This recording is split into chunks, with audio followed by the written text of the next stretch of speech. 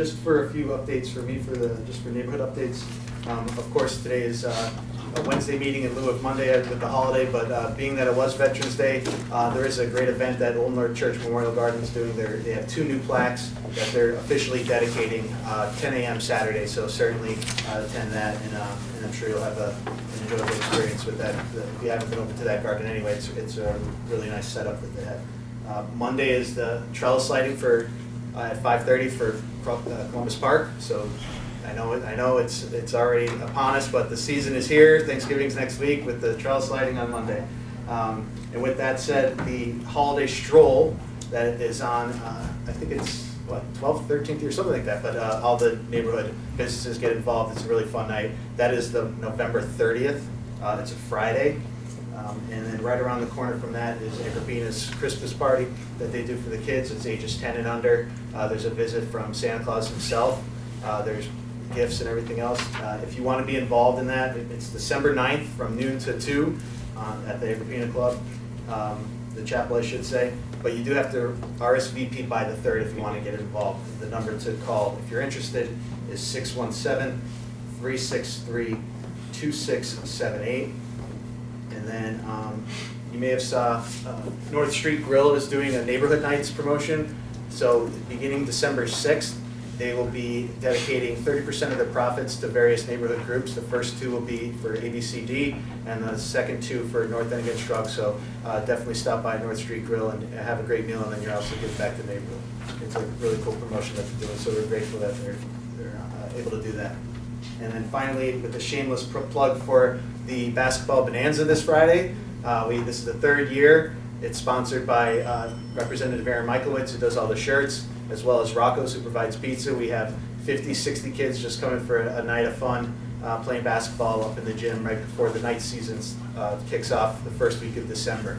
And with that said, there is still time to register for the night. So if you have any, if you want to register kids or have any information that you need answered, certainly talk to me this week. So with that said, I will quickly turn to our counselor, Lydia Edwards, who we're grateful to have tonight. I know you have a bunch of other things, so I'll leave it to you. Thank you so much. I just wanted to, well, first of all, say thank you for having me. And for some reason, I'm going to repeat a little bit about what I talked about at the New Room meeting. I just want to kind of talk about a new initiative for the North End and hope to get people's excitement and also participation. It's a Clean Streets initiative, and this was born from the many conversations we had here at the North End. If you'll recall, we had kind of a coffee series throughout the summer, and folks came up, and the #1 issue was about, unfortunately, the amount of trash and the condition of our streets in the North End.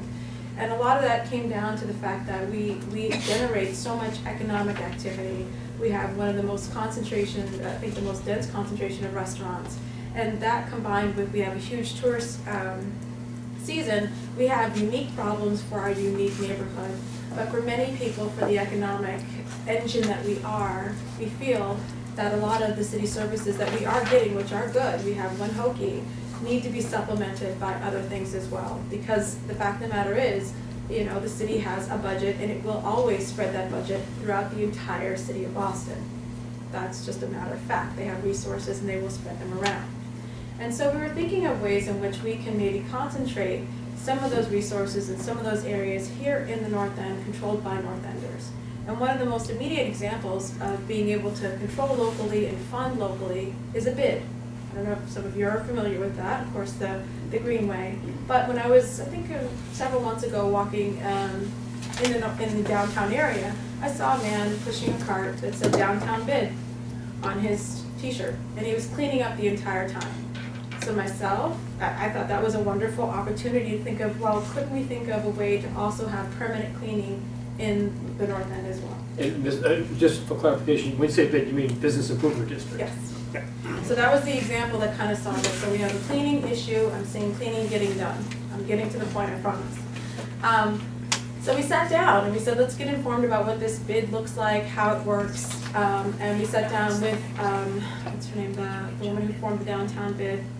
Rosemary Sansone. Yes, thank you. Rosemary? Rosemary Sansone. And the representative Michaelowitz, myself, and we all sat down to figure out what this structure would look like. And the fact of the matter is, the bid's complicated.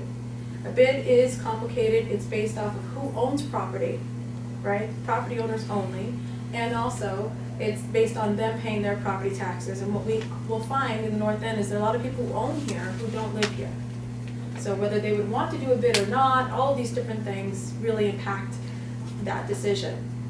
But an informal version of that might be something that we could do ourselves. An informal version would look like having an umbrella nonprofit that already exists in the North End, creating a subcommittee dedicated to cleaning the streets.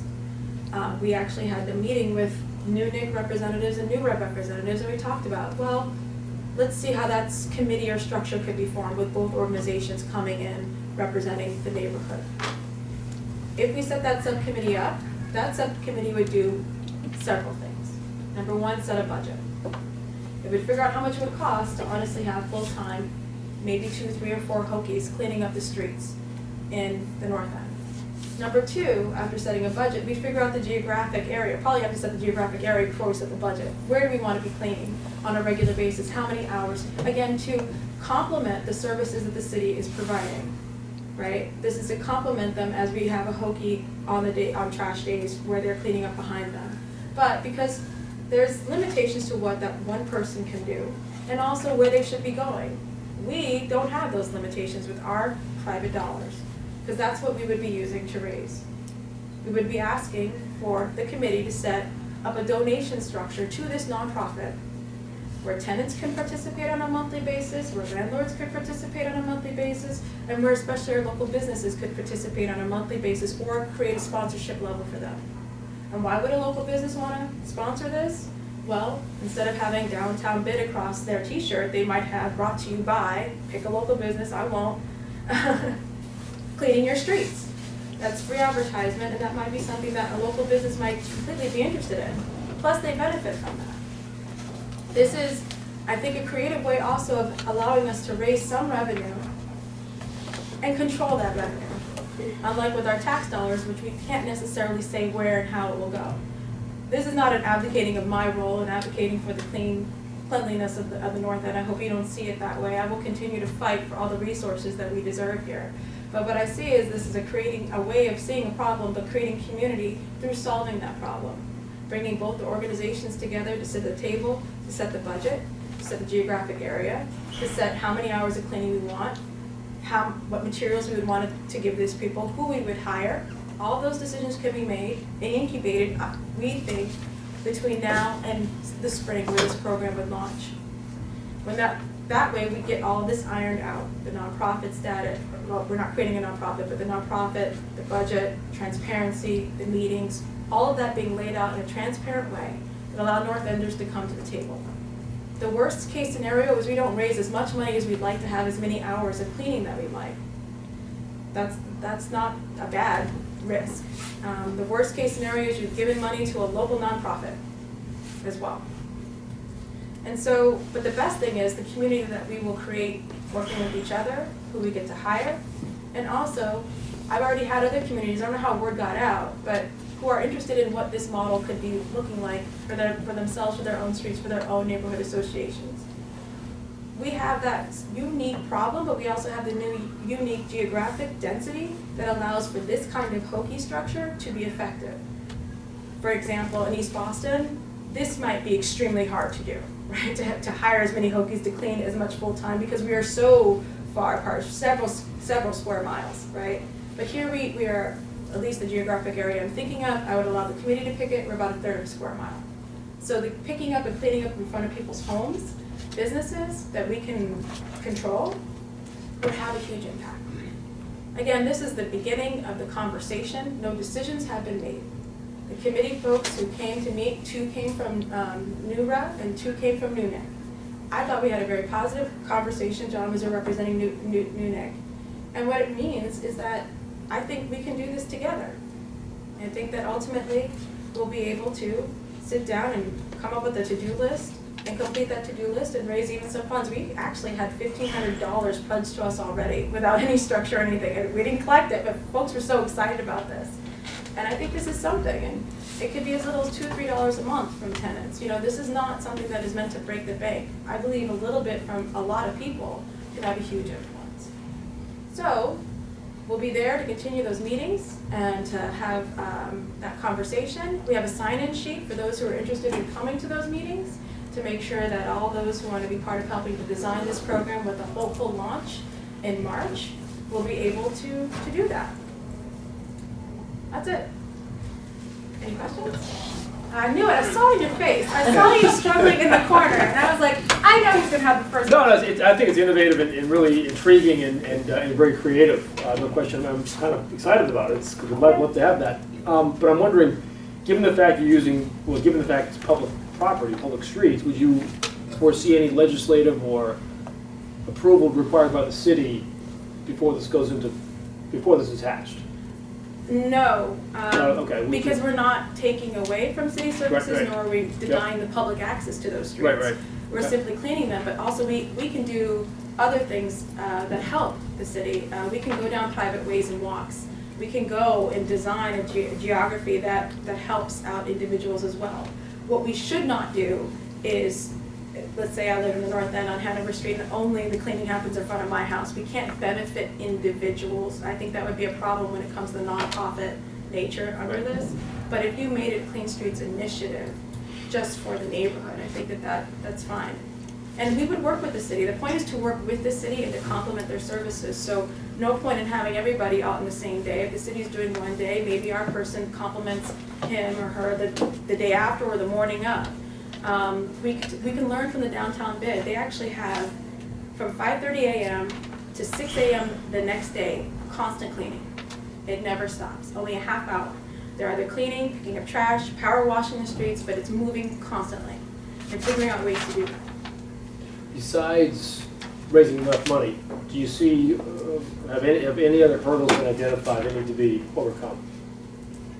I think the biggest thing that I think could hurt this is if we plan this big and have one good month where we raise this big and then the next month no money comes in, right? So I think as long as we're conservative in the design, you pick a smaller geographic area with a smaller budget and see how that works, hire the right people. I mean, you start slow and build and build and build. So I think as long as we don't get so excited about it that it just blows up and then, excitement goes away, we should be okay. As long as we grow slowly and complement the city's services, we should be able to grow responsibly. Like it. Good. Okay. So again, the sign-in sheet is here for those who are interested and excited. Again, we've gotten, for the most part, nothing but positive or at least interest in wanting to help construct the most permanent and I think community responsive and transparent program. So that aside, question, yes? I just wanted to say I'm almost certain that those of us who live right around here would be very strongly supportive and would like to participate. And also I wanted to thank you for putting in the traffic light that was out on North Bennett, and also for participating on the rainy day Cotillo Park cleanup. It was great to see you and Michael there. Thank you. And Maria Lanza as well. Yes, thank you. It's a team effort. Counselor, just really quick, we Yes. do actually have 2 full-time hokies, so Oh, Pat 2, I apologize. and Bill. Got it. And during the summer seasonally, we have an additional 3 to 5 seasonal hokies, so Excellent. in the summertime months, we probably have an average of 4, and we're actually the only neighborhood Mhm. that has 2 full-time hokies, so we Thank are you. special in that respect, and no other neighborhood in the city has the level of on-street public works services compared to us. The South End is a near rival, but other than that, we are actually number 1 when it comes to on-street hokey services, and especially during the summer. Yeah, So no, absolutely. Thank you. I appreciate that actually, because it does demonstrate where we can only complement the services that we're getting. And it's wonderful to see the city has put the resources in there. And we have one hokey for all of East Boston. So I definitely am excited about how we can complement those services and how to make sure that we're working together. We need all levels of government to help design this and to work with us. And so the state rep and I have been able to talk about this, and we now look forward to you guys, the North Enders, also helping to design it. Yes? What kind of comments, if there is any opposition, what kind of comments or what are people concerned about with it, or what issues would make someone not want to participate in this program? I think that I don't know if it's this program, but I think in general, when people are skeptical, they wonder really, is this gonna get done? Do I really expect folks to, you know, who's gonna pony up? No one's gonna give any money. I'm gonna give $25 and look around, no one's gonna give anything. How do I know that businesses will want a sponsorship? There's a genuine concern that people won't give enough to make this program effective. Then there's a matter of transparency with any collection of money. That this, I believe the committee will be tasked with in making sure that everyone sees on a monthly or weekly, whatever basis, what's collected and where it went. And having that budget to show this many trash bags were bought, this many gloves were bought, this is how many folks we think we can hire, part-time, whatever, and that this is where it went, and to show that. So those are burdens that, those folks who are gonna take on that leadership role will take on, but I think they will be lessened as long as, again, this is not for general services, it's like for one pointed thing, it makes it easier, the budget should kind of stay the same, trash bags are gonna cost about the same amount normally, we're gonna pick the hourly rate, we could go to and outsource the paychecks or the ADP for any payroll if we wanted to. Okay. I know you have other obligations, but maybe one or two more if we have any? All right, well, thank you, Counselor. Thank you so Appreciate much. Thank you very much. Okay, then to accommodate her busy schedule tonight, we did a slight breach of protocol etiquette, so I'll defer to the mayor's office as usual, second tonight, but usually first in our hearts, Maria. Thank you. Thank you. Hi, everyone. Maria Lanza, Mayor's Office of Neighborhood Services. Just a couple of updates from Mayor Walsh. Last week, Mayor Walsh released the first ever inventory of Boston's income-restricted housing, and so the affordable housing documents analyze the type and location of 54,000 units of income-restricted housing across the city. This is through the Department of Neighborhood Development, and it also released a database with nearly 1,300 projects in line that have at least 1 in 5 housing units becoming income-restricted. You can find the study and the analysis on boston.gov/DND, which is short for the Department of Neighborhood Development. To read more about the process, and the press release will be on there as well. Secondly, Mass DOT update for the North Washington Street Bridge project. Starting today, the west sidewalk, so the sidewalk closest to the west end, has been closed. Pedestrians will remain on the east sidewalk, which is the north end sidewalk, as they begin construction. And on par with that, they released a set of meetings. Mass DOT and Boston Public Works will be coming to the north end, the west end, and Charlestown, which are the 3 main affected neighborhoods, for an update on the North Washington Street Bridge construction. So these meetings, I'm going to read all 3 of them in case you can't make the one in the north end. Will be Tuesday, November 27th at 6:30 here in this room at the Nazaro Community Center. The West End meeting will take place Wednesday, November 28th at 6:30 at the Shriners Hospital Auditorium, and that's at 51 Blossom Street in the West End. And the Charlestown meeting will be Thursday, November 29th at 6:30 p.m. at the Knights of Columbus, which is located at 545 Medford Street. And there's also a one-pager that was just recently released by DOT, kind of explaining their latest update, which will include a temporary bridge, which was brought on by the contractor. So a new idea, hoping to shave some time off of construction, and keep lanes of traffic open and flowing, which would be good for us. And then lastly, the Mayor's Trolley Tour will be rolling through the North End on Sunday, December 2nd. That's at 2 o'clock.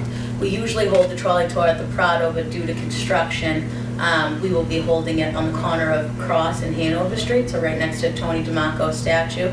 It's a great event. Trolley pulls up, Santa Claus comes, and we light the tree for the holiday season. So I hope to see many of you there and all of our viewers on Northland Waterfront. Is that where the tree's gonna be? Yep, so that's where the tree will be just for this year, and then once the Prado reconstruction is finished, it'll be finished by next winter, so we'll have the tree back at the Prado. And that's really all I have. Unless there's any questions.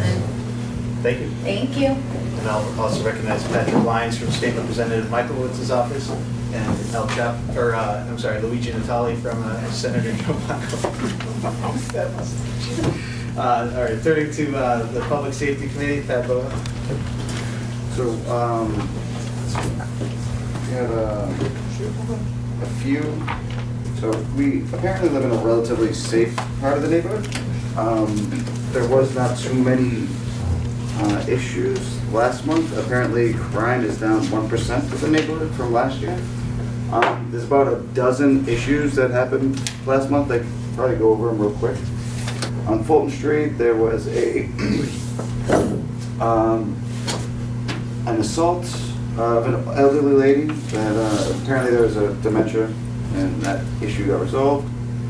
There's an auto theft on Bennett Street that the driver left his car in front for a couple seconds, came back and it was gone. There's a larceny on Thatcher Street, cell phone charger. Apparently a bunch of Axe body spray got stolen from CVS on Hanover. A PlayStation got stolen on Garden Court. And then on Prince Street, there was $1,000 in clothing stolen. So a bunch of just petty larcenies. And then there's a domestic violence issue on Stillman Street. Yeah. So pretty much just assault and larcenies up to a low degree. It's about the extent of the public safety issues. If anyone has any questions, I can go into more detail about any of it, but not. Wasn't there an issue with a party on, Yeah. I forget where that was, but it was like. I think it was on Salem. There was a party. Multiple arrests. Like, Yeah, there was a party. Cops came, and then apparently there wasn't a problem after that, and then the cops got called again, and there was a couple arrests. I think it was on Salem Street. Yeah. Yeah. But yeah, they had to come back, and they arrested them when they came back the second time. It was a big party that, if I'm not mistaken, that one, the tenants got evicted. I double check that, but I think there was one of them where when the tenants got evicted. I think that was it. When's the next meeting scheduled? The first Thursday. So the 6th? Thank you. Yep. Just a few things for the Greenway. Rachel Lake, who normally is our representative, isn't here tonight from the Greenway, but she asked me to just remind folks that the neon signs, the Glow project that you may have seen out there are going to be current through April, so certainly look at those if you haven't. The carousel is going to be beginning their light show soon. They also have some caroling and other things that occur throughout the month, so I encourage you to look at rosekennedygreenway.org for more information in that. And if you have any other questions about membership, etc., I'd be glad to answer those. For the Harborfront Neighborhood Alliance, I'll turn to Brett. So the Harborfront Neighborhood Alliance actually has a meeting this evening, which I'm absent for due to being here, rescheduling. But the Parks Commissioner, Chris Cook, was supposed to be attending. Apparently he can no longer attend either. So I'll hear more information when I get back or when I get the minutes from tonight's meeting. They also applied and were granted another six-month extension on their grant from the Bar Foundation. So the Harborfront Neighborhood Alliance will be continuing on through June 2019. Great. Thank you. And I'll ask Ashley to provide an update from Ruff. Just one quick update for this giving season. Ruff is partnering with Polka Dog Bakery in the North End, and they're going to, through November, they'll be donating. There'll be a donation box set up in Polka Dog to donate household items to Boston Animal Control, who is a big supporter of our neighborhood and Ruff in particular. And also tomorrow, which is Thursday evening, there'll be a sip and donate event. So yes, that's wine for the humans. And there'll also be giveaways via a raffle. Again, just trying to raise awareness and donating items. So please feel free to attend. That's at Polka Dog in the North End tomorrow evening. Okay, thank you, Ash. And then Jody for the President Parking, please. And Maria gave us the update on the North Washington Street Bridge, which we're watching with great attention. On the resident parking front, just wanted to remind everybody that there's permit turnover this month, so don't be like me every year and get a ticket on December 1st for failure to have a resident ticket. All right, great, thank you.